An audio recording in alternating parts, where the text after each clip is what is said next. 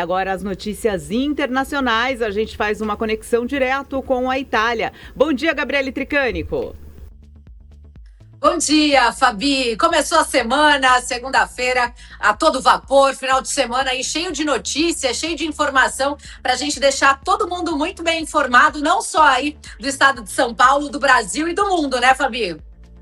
Certeza, o mundo não parou. Aliás, a gente teve muita chuva aqui, né, no estado de São Paulo, mas a gente sabe que as nevascas nos Estados Unidos realmente têm aí assustado muito, 10 mil voos cancelados, e na Europa tem toda uma movimentação, tem movimentação na Ásia. Realmente o ano está prometendo e muita agitação. Então, quero que as suas primeiras notícias internacionais aí direto da Itália, Gabi. Vamos começar falando do Japão, porque tem uma missão Brasil-Japão acontecendo nesse exato momento, com diversos parlamentares aí do Brasil. Da capital paulista, o vereador Rodrigo Goulart integra essa comitiva, além do deputado federal Kim Kataguiri, do União Brasil. O deputado faz esse intercâmbio institucional que reúne as lideranças niqueis com atuação política, tanto no Brasil, né, numa agenda que vai além da simbologia diplomática, Fabi. Ela entra no campo estratégico das relações bilaterais entre o Brasil e o Japão. Essa missão acontece no contexto dos 130 anos de relações diplomáticas entre o Brasil e o Japão, e tem aí como eixo central o fortalecimento da diplomacia civil, do diálogo político, da cooperação institucional e também da construção de agendas comuns entre parlamentares, gestores públicos e representantes da sociedade civil. Durante esse intercâmbio, temas sensíveis, né, e estruturantes também estão na mesa, como, por exemplo, a economia, reformas institucionais, segurança pública, desenvolvimento, inovação e o papel das comunidades niqueis como pontes de política entre o Brasil e o Japão. Esse movimento institucional também dialoga diretamente com os pontos já tratados em reuniões diplomáticas de alto nível, como realizada com o embaixador do Brasil-Japão, que confirmou a convergência entre os dois governos em pautas consideradas como prioritárias. O deputado federal Kim Kataguiri, do União Brasil, conversou com a gente e enviou um vídeo contando como é que foi essa reunião que aconteceu na manhã desta segunda-feira. Vamos acompanhar. A gente acaba de sair de uma reunião com o embaixador do Brasil no Japão, né, para ter a confirmação dos interesses do Brasil em relação à política japonesa e os parlamentares japoneses e o governo japonês de maneira geral. Prioridade, um ponto positivo, né, que a prioridade número 1 do Brasil é o acordo de livre comércio do Japão com o Mercosul. E esse interesse também é o interesse do Japão, porque eu também escutei isso de políticos japoneses e do embaixador do Japão, de que também é uma prioridade dos japoneses avançarem nesse acordo de livre comércio, que é bom para o nosso agronegócio, ao mesmo tempo que é bom para a indústria japonesa, que passaria a exportar bastante, principalmente produtos de tecnologia, para o Brasil. Outro ponto importante, né, a gente garantir a isenção de visto por prazo indeterminado, né? Hoje está sujeita a uma reavaliação de 3 em 3 anos a isenção de visto, né? E é só para deixar muito claro, né, para não dar margem para interpretações. O que se pede não é que se dê o visto para o brasileiro e esse visto tem um prazo indeterminado. O que se pede é que o visto temporário, como ele existe hoje, né, a não necessidade dele seja indeterminada, ou seja, que não tenha uma reavaliação de 3 em 3 anos por parte do Japão, ou um prazo de 3 anos que, expirado esse prazo, passa-se a exigir visto de novo, né? Mesmo porque é um ponto que foi colocado pelo embaixador que faz sentido, a qualquer momento, né, se a gente faz um acordo de que o prazo é indeterminado, a qualquer momento, tanto o Brasil como o Japão podem denunciar esse acordo, né? Então, a partir do momento que o Japão não quiser mais, ele fala, olha, não quero. A partir do momento que o Brasil não quiser mais, ele pode falar, não quero. Agora, a situação que está hoje é o seguinte, se passar 3 anos, né, e não tiver uma renovação, mesmo que um dos países não diga não quero, essa isenção de visto cai, né? E um outro ponto também que precisa ser trabalhado é a participação do Brasil na Green Expo, né, que é uma exposição internacional. Cada ano acontece num país diferente e que no ano que vem vai acontecer no Japão e que o Japão tem insistido bastante para que o Brasil participe. Bem interessante isso, a gente vê um fortalecimento... Pode concluir. É só essa questão, realmente, esse acordo do Japão, mais uma vez com o Brasil, nessa questão do comércio, já teve o acordo semana passada com a União Europeia, fortalece ainda mais os nossos produtores aqui no Brasil e mostra realmente que o Brasil vem ganhando aí cada vez mais relevância no cenário mundial. Com certeza, Fabi. E esse intercâmbio, né, que reúne essas lideranças Nikkeis brasileiras, cumpre uma função política muito clara, né, que é operar como ponte institucional permanente aí entre os dois países. Tanto o Brasil, que abriga a maior comunidade Nikkei fora do Japão, o que transforma essas lideranças aí de maneira em atores estratégicos na mediação desses interesses, seja econômico, político ou até cultural. Agora, para dar essa visibilidade a essa atuação, o deputado Kim também, ele se insere numa agenda, né, que conecta a política externa com a economia e a identidade de projeção internacional do país. Então, mais do que um intercâmbio, a gente avalia que é uma construção de uma arquitetura política paralela, onde a diplomacia formal, né, através da atuação dos parlamentares, caminham juntos com a diplomacia civil. O Brasil e o Japão sinalizam que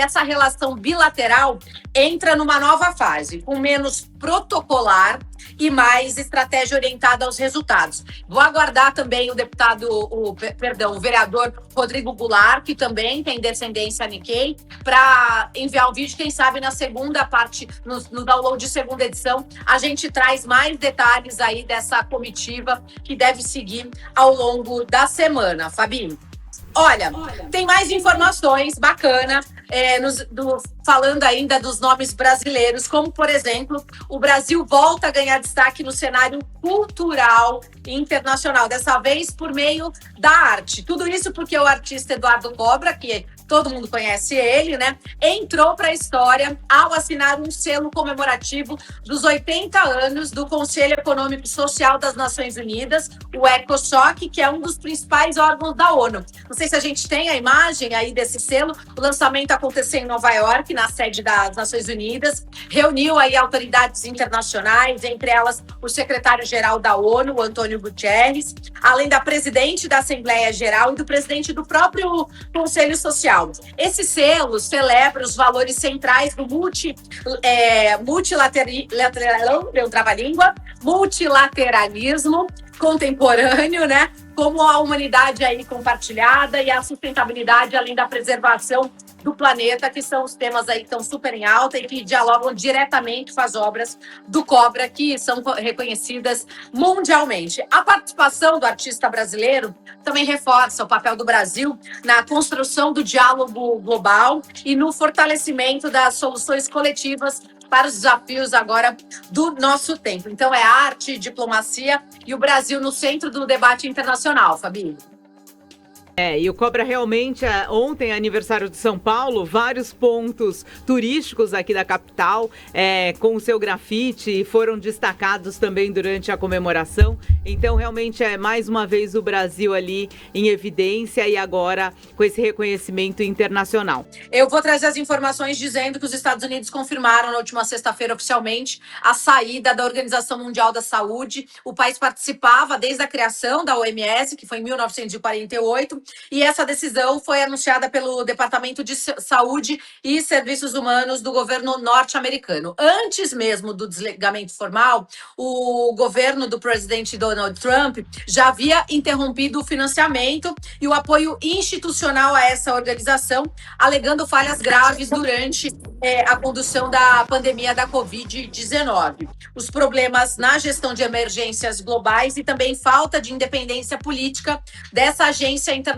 No comunicado de Washington, eles deixaram claro que não está abandonando a agenda da saúde global, mas que estão mudando o modelo. Os Estados Unidos afirmam que pretendem atuar por meio de acordos bilaterais de suas próprias agências nacionais, como o Centro de Controle e Prevenção de Doenças, que é o CDC, sem a mediação da OMS. Do ponto de vista político, essa decisão marca mais um capítulo do recuo norte-americano ao multilateralismo, reforçando a lógica da soberania nacional acima das instituições globais. E essa é uma mensagem clara, né? Os Estados Unidos não querem dividir o poder decisório, ou seja, dentro de organismos internacionais, que eles consideram aí um pouquinho politizados ou até mesmo pouco eficientes. Geopoliticamente, o movimento enfraquece a OMS, retira um dos seus maiores financiadores e abre espaço para outros atores, como, por exemplo, a China, a União Europeia, né, ampliando aí a influência sobre a governança global de saúde. Esse gesto também cria um precedente muito perigoso, que se a maior potência do mundo abandona o principal organismo internacional de saúde, outros países podem seguir esse mesmo caminho, fragmentando uma resposta global a futuras pandemias, né? Mais do que uma decisão, isso acende um alerta.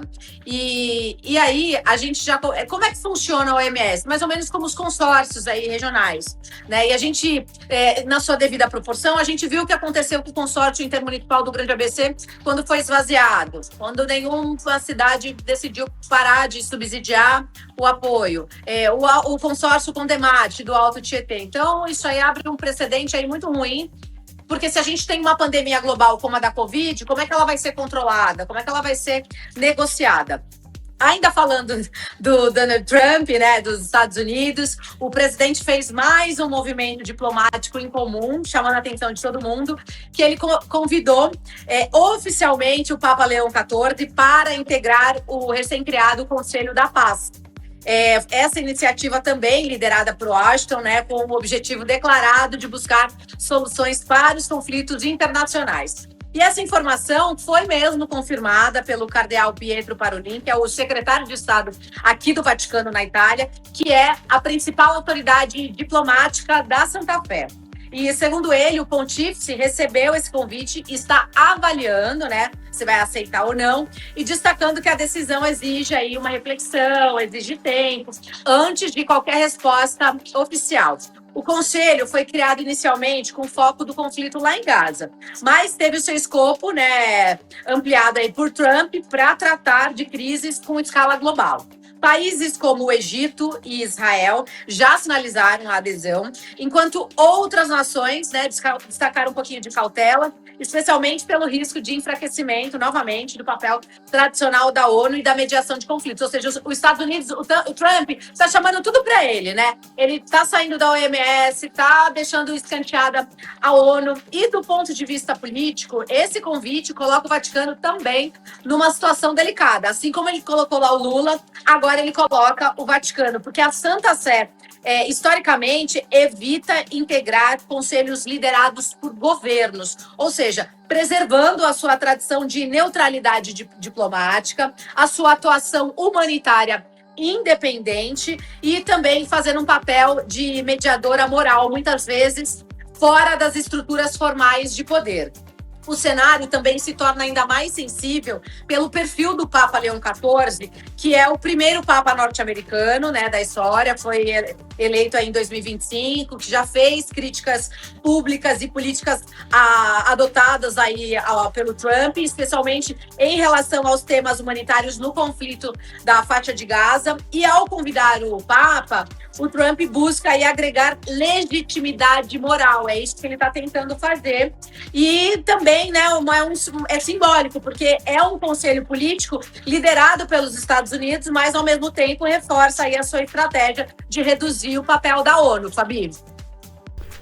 Bom, com certeza, sim, a gente vê as decisões do presidente Donald Trump cada vez mais colocando em xeque aí muitas decisões do mundo, né, Gabi? Porque Minas Gerais acaba de dar um passo histórico no comércio internacional e na valorização dos produtos brasileiros aqui no exterior. Com o avanço do acordo entre o Mercosul e a União Europeia, 3 símbolos da identidade mineira: o queijo canastra, o queijo Cerro e a cachaça de Salinas passaram a integrar oficialmente a lista de indicações geográficas protegidas pela União Europeia. Na prática, né, o que acontece? Isso garante proteção legal internacional, impede o uso indevido dos nomes e coloca Minas Gerais no mesmo patamar das regiões tradicionais da França e aqui da Itália. Então, esse impacto vai muito além da gastronomia, Fabi. O que a União Europeia está fazendo aqui é reconhecer que a origem é poder econômico. Então, a partir de agora, aqui na Europa, ninguém poderá vender um queijo qualquer chamado tipo canastra ou uma cachaça genérica dizendo nome Salinas. Esses nomes passam a ser propriedade exclusiva dos produtores das regiões certificadas, seguindo regras, né, de produção e muito rígidas, a qualidade e também uma rastreabilidade. Esse é um modelo, né, o mesmo que transformou os produtos de Roquefort na França e também o Gorgonzola aqui na Itália, que são itens caros, escassos e também muito desejados, pelo menos eu gosto. Na lógica europeia, né, o nome protegido gera um valor, margem e também prestígio internacional. E politicamente, o Brasil avança no tabuleiro do comércio global, mostrando que não quer mais vender apenas volume, mas também identidade, território e patrimônio cultural. Inclusive, teve uma lei que foi votada ano passado lá no Congresso, Fabi, e você estava lá comigo, você lembra, não? Verdade. A gente estava lá em Brasília, né? Exato, exatamente. Bom, então Minas Gerais deixa de ser fornecedora, né, de commodity e passa a ser uma marca internacional. É um movimento aí silencioso, técnico, mas que vai trazer bastante... Vai colocar Minas Gerais no mesmo patamar aqui da França e da Itália. É bom por isso, né, Gabi? Protege, vai proteger realmente a Europa, principalmente os agricultores aí franceses e italianos, mas protege também o que realmente é produzido aqui no Brasil. Então, que valha para os dois lados, isso fica, assim, interessante. Eu estava ouvindo uma reportagem sobre isso e ouvindo os agricultores com relação a isso, porque também, se a gente começar a pesquisar aqui no Brasil, existem diversos produtos que precisam cada vez mais ganhar aí alcance mundial, sem serem copiados e dessa forma aí fica todo mundo protegido.